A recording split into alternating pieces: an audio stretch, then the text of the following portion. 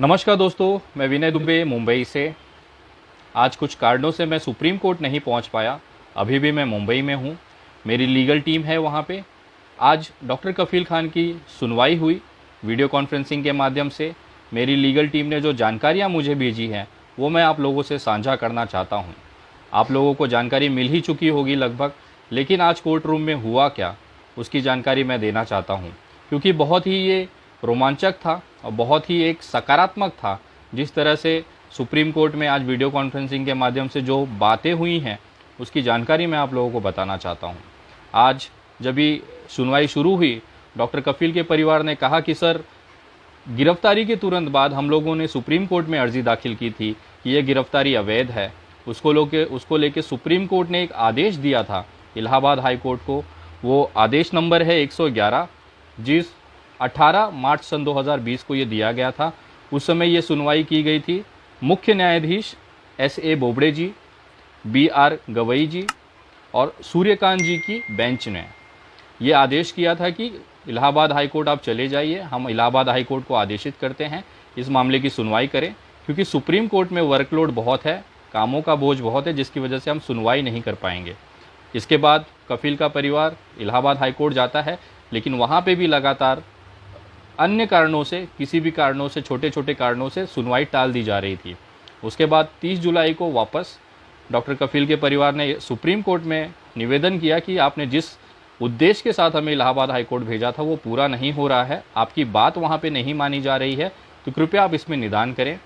5 अगस्त को ये मामला चीफ जस्टिस S.A. बोबड़े जी के कोर्ट में जाता है, कोर्ट नंबर 1 में, जहाँ पे 3 जजों की बेंच, जिसमें जस्टिस बोपन्ना जी, जस्टिस रामासुब्रमण्यम जी की कोर्ट में ये मामला सुनवाई होती है। आज सुबह जैसे ही सुनवाई शुरू होती है, उनके पिछले आदेश को वहाँ पे रखा जाता है कि 18 मार्च 2020 को आपने जो आदेशित किया था कि वहाँ पे जल्द सुनवाई होगी, उसका उल्लंघन हुआ है, जिसको लेके सुप्रीम कोर्ट के चीफ जस्टिस ने ये कहा है कि हम मानते हैं कि जिस उद्देश्य के साथ हमने इलाहाबाद हाई कोर्ट में भेजा था वो पूरा नहीं हो रहा है।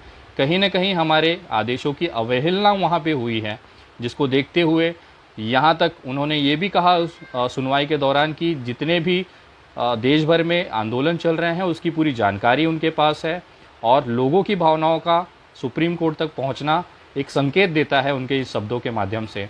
कहीं ना कहीं उन्होंने डॉक्टर कफ़ील के साथ में संवेदनाएँ रखी हैं और इलाहाबाद हाई कोर्ट को आदेशित किया है कि आप 15 दिनों के अंदर अंदर इस मामले को निपटाएं।